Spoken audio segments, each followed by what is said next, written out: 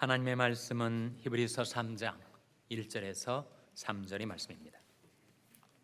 그러므로 함께 하늘의 부르심을 입은 거룩한 형제들아, 우리 믿는 돌이 사도시며 대제사장이신 예수를 깊이 생각하라. 저가 자기를 세우신 이에게 충성하시기를 모세가 하나님의 온 집에서 한 것과 같으니. 다 같이 읽으시겠습니다. 저는 모세보다 더욱 영광을 받을 만한 것이 마치 집 지은 자가 그 집보다 더욱 존귀함 같으니라. 아멘. 할렐루야. 서로의 평강의 복을 기원하는 마음으로 샬롬 인사 나누시기 바랍니다. 샬롬. 샬롬. 인격의 3요소를 가리켜 지정의라고 하죠.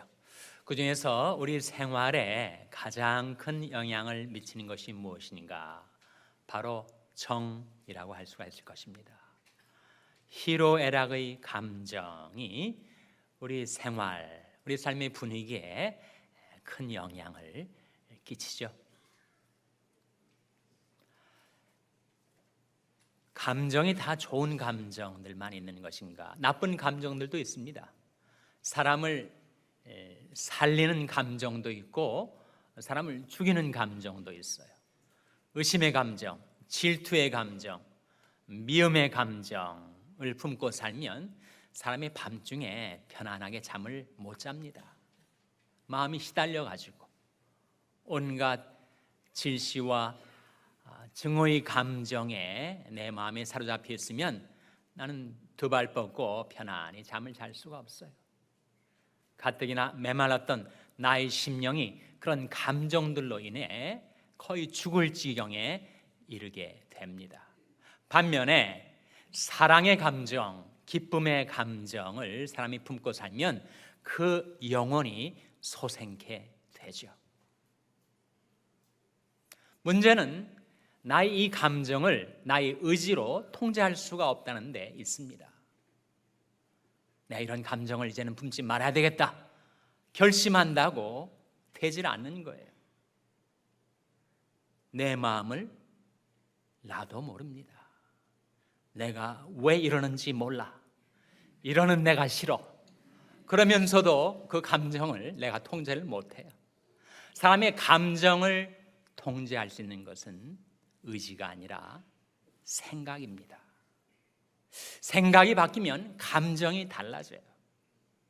뭔가에서 의심의 감정을 품고 있다가도 그 의심이 풀리면, 오해가 풀리고 이해가 되면 그 감정이 눈 녹듯이 사라져 버릴 수가 있습니다. 그래서 생각이 중요합니다. 잠언 23장 7절 말씀에 대저 그 위인이 그 마음의 생각이 어떠하면 그 위인도 그러한즉, 그런 말씀이 나와요. 사람의 위인됨, 사람의 됨됨이 결국은 그것은 생각에 달려있다. 자기가 어떤 생각을 품고 사는가 하는 것이 그 사람의 위인됨을 좌우하는 것이다. 생각이 정말 중요하죠. 이런 말 있지 않습니까? 생각을 심으면 말을 낳고, 말을 심으면 행동을 낳고, 행동을 심으면 습관을 낳고, 습관을 심으면 인격을 낳고, 인격을 심으면 그 사람의 운명이 결정된다.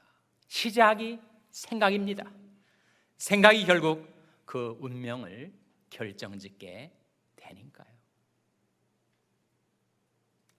로마서 8장 5절 6절 말씀에 육신을 좇는 자는 육신의 일을, 영을 좇는 자는 영의 일을 생각하나니 육신의 생각은 사망이요 영의 생각은 생명과 평안이니라.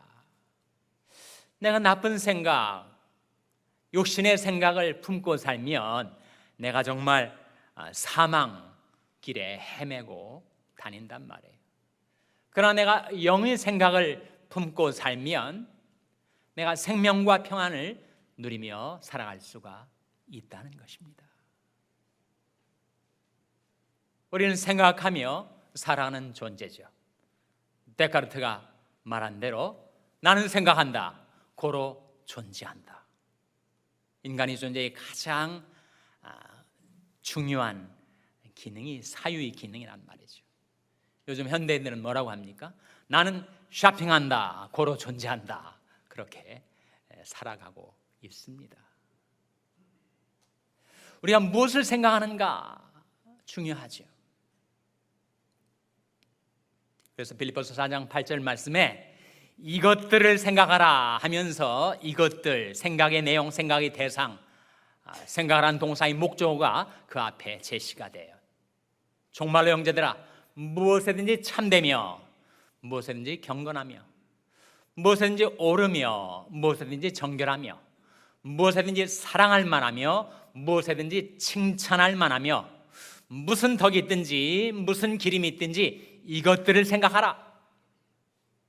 우리가 생각하고 살아갈 그 생각의 내용, 생각의 대상, 그것이 바로 참된 것, 경건한 것, 옳은 것, 정결한 것, 사랑할 만한 것, 칭찬할 만한 것, 덕, 기림, 이것들을 생각하며 살아가라고 말씀하고 있습니다. 우리 생각이 감정에 영향을 미쳐 감정이 우리 온 생활을 좌지우지하니 그 생각이 중요하다.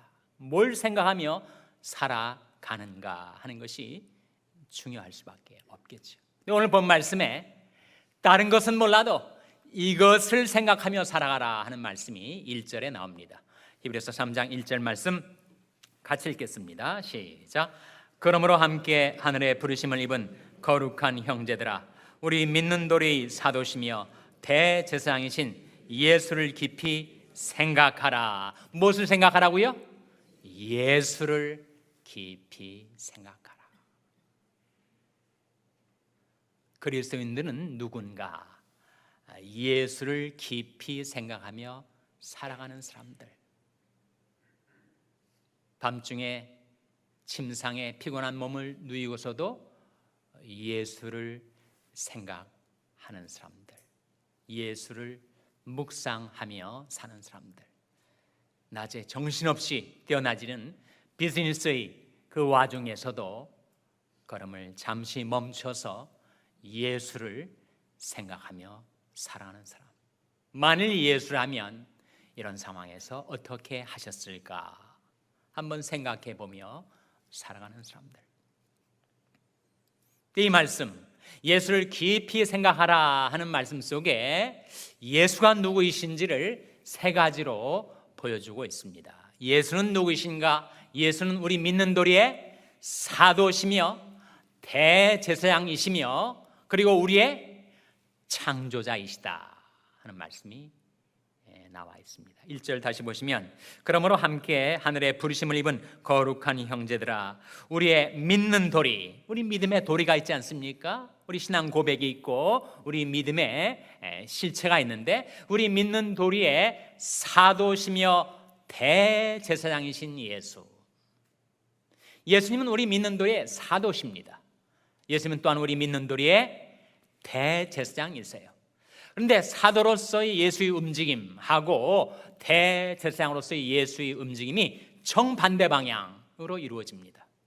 사도로서 예수님은 하나님에게서부터 우리에게로 움직여 오십니다. 그래서 우리에게 하나님의 말씀을 전달해 주세요. 대제사장으로서의 예수는 우리 편에서 하나님에게로 나가서 우리를 위하여 기도를 하십니다. 그 두 가지가 정반대 방향으로 움직이죠. 사도란 말 사자가 보낼 사자, 하나님께로부터 우리에게로 보냄을 받으셔서 우리에게 하늘의 메시지, 하나님의 말씀을 전달해 주시는 사도, 그리고 우리를 위하여 우리 편에서 하나님 앞에 나가서 우리를 위하여 기도하시는 대제사장. 예수는 영원히 계심으로 그 제사직분도 갈리지 아니하나니 이러므로 자기를 힘입어 하나님 앞에 나아가는 자들을 온전히 구원하실 수 있으니 그러니까 항상 살아서 저희를 위하여 간구하심이니라. 구약의 제사장이 하는 일은 제물을 바치는 것 아니었습니까? 우리 주님께서 대제사장으로서 무슨 제물을 바치고 계실까요? 바로 우리를 위한 기도의 제물을, 중보 기도의 제물을 하나님 앞에 드리고 있는 것이요. 그 일을 어제나 오늘이나 영원토록 하고 계십니다. 과연 나를 위해서 어떤 기도를 하실까? 그것을 엿볼 수 있는 한 기도가 누가복음 22장에 나옵니다. 예수님께서 시몬 베드로를 위해서 기도하시면서 이렇게 말씀하셨죠. 시몬아 시몬아 보라, 사단이 밀가루로 하려고 너를 청구하였으나 그러나 내가 너를 위하여 내 믿음이 떨어지지 않기를 위하여 기도하였느니 너는 돌이킨 후에 내 형제를 굳게 하라. 정말 예수님의 기도를 힘입어서 시몬 베드로가 예수님을 부인하는 무서운 불시험에 빠져들었지만 그가 오히려 돌이켜서 많은 형제들을 굳게 하였습니다. 마찬가지로 지금도 우리를 위하여 하나님 앞에 기도하시는 예수님의 기도의 내용이 무엇일까? 우리 한 사람 한 사람의 이름을 부르면서 시몬아 시몬아 보라, 사단이 밀가루로 하려고 너를 청구하였으나 그러나 내가 너를 위하여 내 믿음이 떨어지지 않기를 기도하였나니. 우리는 믿음이 떨어지기가 쉽습니다. 믿음이 있는 것 같아도 얼마나 빨리 믿음이 식어지는지, 얼마나 믿음이 쉽사리 사라져버리는 것 같은지, 내가 정말 믿음이 있는 거 맞아? 이렇게 생각될 때가 정말 한두 번이 아니죠. 근데 주님께서 나를 위하여 기도하실 때 내 믿음이 떨어지지 않기를 위하여 기도하시면서 내게 당부하시는 말씀, 내가 돌이킨 후에 내 형제를 굳게 하라. 내가 하나님을 떠나서, 마음으로 하나님을 떠나서 방황하며 헤매며 살았었는데 그런 나로 하여금 이제는 돌이켜 너처럼 어려움을 겪고 있는 내 형제들을 굳게 해주며 살라. 그렇게 우리를 위하여 기도하십니다. 오늘 본 말씀, 과연 예수님이 누구이신가? 내가 깊이 생각하며 살아야 될 예수가 누구이신가? 예수는 우리 믿는 도리의 사도시며 대제사장이시고 또한 우리의 창조자이시다 하는 말씀이 2절 3절에 나오죠. 우리 2절 3절 말씀 같이 읽겠습니다. 시작. 저가 자기를 세우신 이에게 충성하시기를 모세가 하나님의 온 집에서 한 것과 같으니 저는 모세보다 더욱 영광을 받을 만한 것이 마치 집 지은 자가 그 집보다 더욱 존귀함 같으니라. 이 말씀 속에 예수와 모세를 비교하고 있습니다. 예수와 모세 사이에는 공통점이 있고 차이점이 있다. 공통점이 뭐예요? 예수와 모세의 공통점이 무엇입니까? 자기를 세우신 이에게 충성하였다라는 점에 있어서 공통점이죠. 정말 모세는 구약의 많은 인물들 가운데서도 가장 하나님께 충성스러웠었던 사람이었습니다. 그런데 예수님은 자기를 세우신 하나님 아버지께 죽도록 십자가에 죽기까지 충성하셨죠. 그 점에 있어서는 공통점이 있다는 거예요. 그러나 차이점, 중대한 차이점이 있는데 3절에 뭐라고 했습니까? 예수는 모세보다 더욱 영광을 받을 만한 것이 마치 집 지은 자가 그 집보다 더욱 존귀함 같으니라. 무슨 말씀입니까? 예수는 집 지은 자, 모세는 집.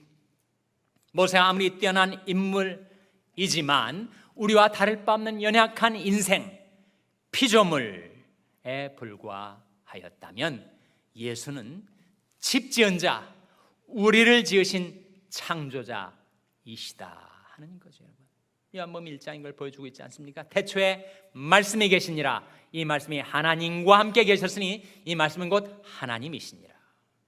그가 태초에 하나님과 함께 계셨고 만물이 그로 말미암아 지은 바 되었으니 지은 것이 하나도 그가 없이는 된 것이 없느니라. 우리가 의식을 하든 못하든, 우리가 그것을 깨닫든 깨닫지 못하든, 예수님은 우리의 창조자이십니다. 내가 내 어머니 모태에 있을 때부터 그 신묘막측하신 창조의 능력으로 나를 지으셨고 그 그리고 나의 연약한 이 생명을 지탱해 주시고 보존해 주시고 섭리해 주시는 생명이죠. 예수는 우리의 창조자. 그러니까 예수를 깊이 생각하라라고 말씀하고 있는데, 예수를 깊이 생각하려고 해도 우리들의 문제는 뭐냐 하면 우리 생각이 별로 진전이 없는 거 있죠. 진척이 안 됩니다. 한두 가지 생각하고 나면 그 다음에 예수가 무엇일까, 예수가 누구일까, 내 생각이 연결이 잘 되질 않아요. 그래서 예수를 깊이 생각하라는 말씀은 내 의식 속에서 우러나온 내 상상력에 의해서 만들어진 예수를 깊이 생각하는 뜻이 아닙니다. 그것은 하나님께서 말씀의 계시를 통해서 나타내 주신 그 예수가 누구인지를 깊이 생각하며 살라 하시는 말씀이죠. 여러분이 들고 있는 성경책 전체가 사실은 예수를 증거하는 책입니다. 너희가 성경에서 영생을 얻는 줄 생각하고 성경을 상고하거니와 이 성경이 곧 내게 대하여 증거하는 것이로라. 성경 전체가 다 예수를 증거하고 있지만 그 중에서도 특별히 세 개의 장, 세 계소에서 예수가 누구인지를 압축적으로 명확하게 우리에게 보여주는 성경의 세 장이 있습니다. 첫째는 마태복음 5장, 바로 팔복이죠. 팔복의 마음은 예수의 마음입니다. 팔복의 생각은 예수의 생각이에요. 팔복의 인격은 예수의 인격입니다. 과연 예수님이 누구이실까? 심령이 가난한 자는 복이 있나니 천국이 저희 것이며. 예수님은 심령이 가난한 자로 사셨어요. 겸허한 자로 사셨습니다. 심령이 가난하다의 의미는 소망의 닻을 하나님께 두고 살아가셨다는 뜻입니다. 예수님이 이 세상에 뭘 의지할 게 있겠어요? 여우도 굴이 있고 공중의 새도 깃들 집이 있지만 인자는 머리둘 곳이 없다고 하신 대로 주님은 세상적으로 의지할 게 없었습니다. 그래서 오직 하나님에게만 소망의 닻을 던지고 사셨어요. 가난한 심령으로 사셨습니다. 그런데 그 심령이 가난한 자는 복이 있나니 천국이 저희 것이며. 세상적으로는 가난하셨지만 주님은 천국을 소유하고 사셨습니다.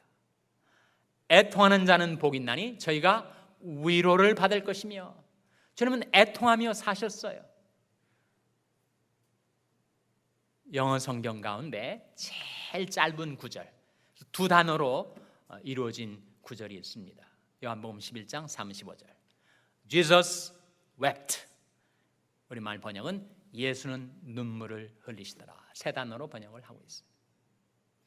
예수는 우셨습니다. 눈물을 흘리셨어요.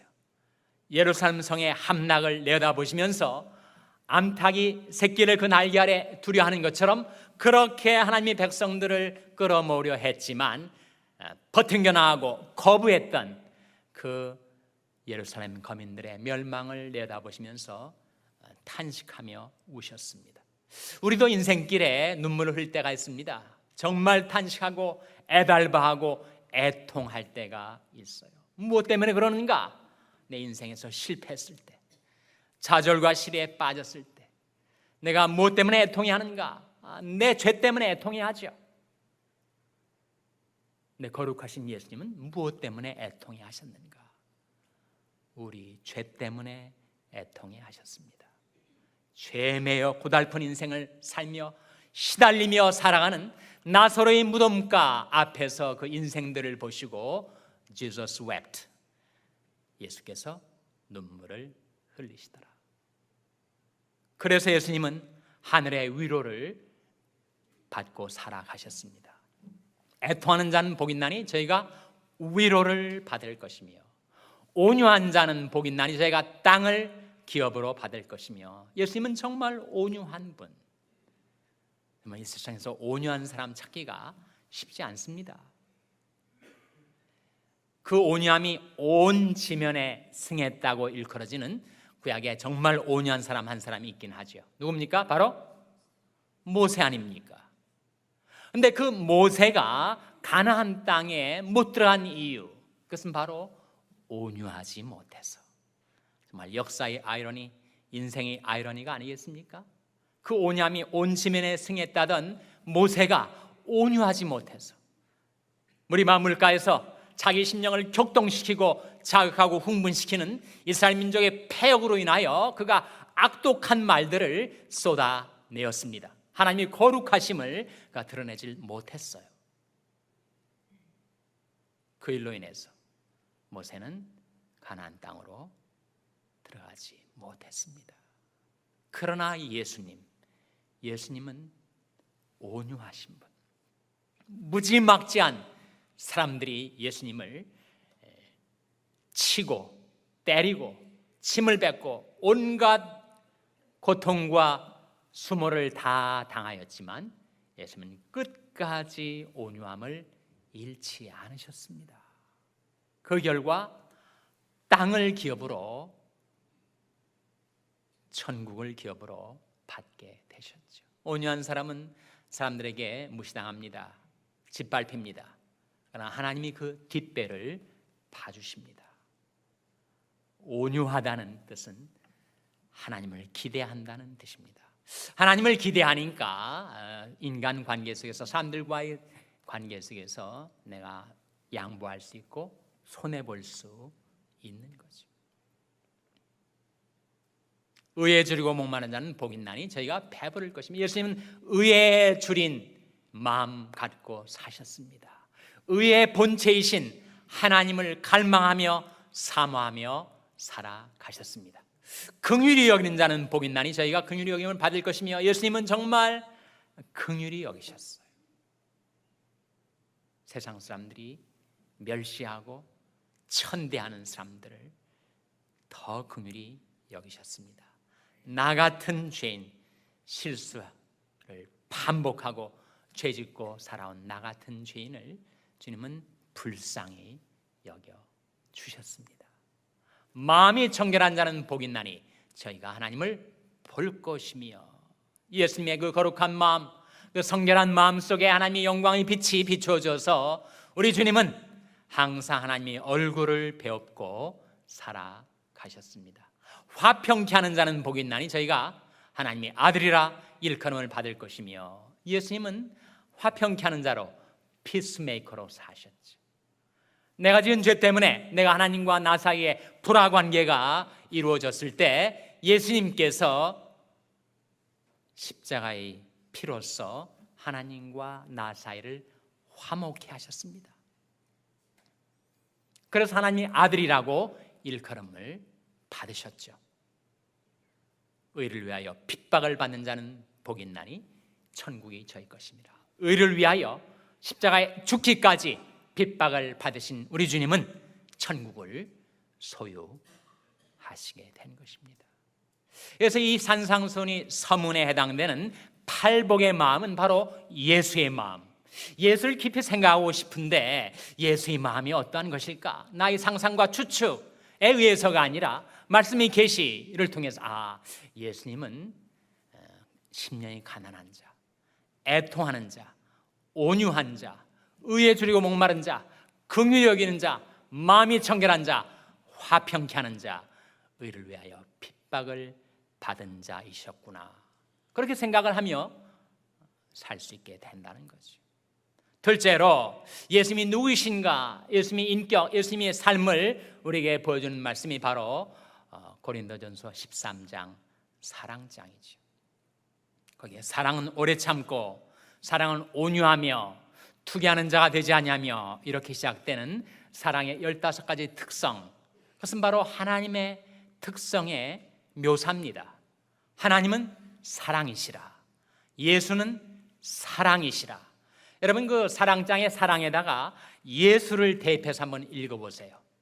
예수는 오래 참고, 예수는 온유하며 투기하는 자가 되지 아니하며, 예수는 자랑하지 아니하며 교만하지 아니하며 무례히 행치 아니하며 자기 유익을 구치 아니하며 성내지 아니하며 악한 것을 생각지 아니하며 불의를 기뻐하지 아니하며 진리와 함께 기뻐하고 모든 것을 참으며 모든 것을 믿으며 모든 것을 바라며 모든 것을 견디느니라.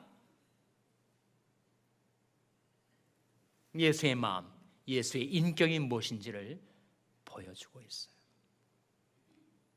그 말씀 앞에 서면, 그 예수님 앞에 서면 나는 회개할 것 투성이, 나는 오래 참지 못했고, 나는 투기했고, 나는 자랑했고, 나는 교만했고, 나는 성냈고, 그 말씀에 나타나신 예수님의 인격을 깊이 생각하며 살라 하는 거죠. 셋째로 예수님이 누구이신가, 예수님의 인격, 예수님의 삶의 열매를 완벽하게 보여주는 것이 바로 갈라디아서 5장의 성령의 열매 아닙니까? 어디 성령의 열매는 사랑과 희락과 화평과 오래 참음과 자비와 양선과 충성과 온유와 절제니, 그것은 성령의 열매, 성령의 품성, 바로 예수님의 인격입니다. 그리고 그것은 세상을 이길 힘입니다. 인격의 힘이 가장 강력한 파워입니다. 만일 우리에게 그런 성령의 열매가 있다면, 우리가 변화되어서 예수님을 그렇게 닮아가게 된다면 우리는 세상을 넉넉히 이기고도 남을 인격의 힘을 가지게 될 거예요. 사랑, 희락, 화평, 오래 참음, 자비, 양선, 충성, 온유, 절제. 그래서 우리가 사순절을 지나면서 지난주에는 예수를 바라보자, 오늘은 예수를 깊이 생각하라. 생각하고 싶은데 내 생각이 진전이 안 되고 진척이 안 되고 생각과 생각이 연결이 되지 않을 때, 그때 어떻게 할 것인가? 내 의식과 상상과 추측에 맡겨두지 않고 말씀의 계시로 나타나신 예수, 예수의 마음은 팔복의 마음, 예수의 인격은 사랑의 인격, 예수의 열매는 성령의 열매. 그 말씀을 깊이 묵상하시면서, 예수를 깊이 생각하시면서 예수님께서 여러분에게 가져다 주시는 생명과 평안을 누리며 살아가시는 여러분 되시기를 주님의 이름으로 축원합니다. 기도하시겠습니다. 하나님 아버지, 이 아침에 말씀을 통하여 예수님이 누구이신지 저희들이 예수님을 깊이 생각하며 살아갈 길을 열어 보여주신 것을 감사드립니다. 주님과는 너무나도 동떨어져 주저앉아 있는 저희들, 주님 불쌍히 여기셔서 일으켜 주시고 이제는 주님을 깊이 생각하며 살 수 있도록 도와주시옵소서. 예수님의 이름으로 기도하옵나이다. 아멘.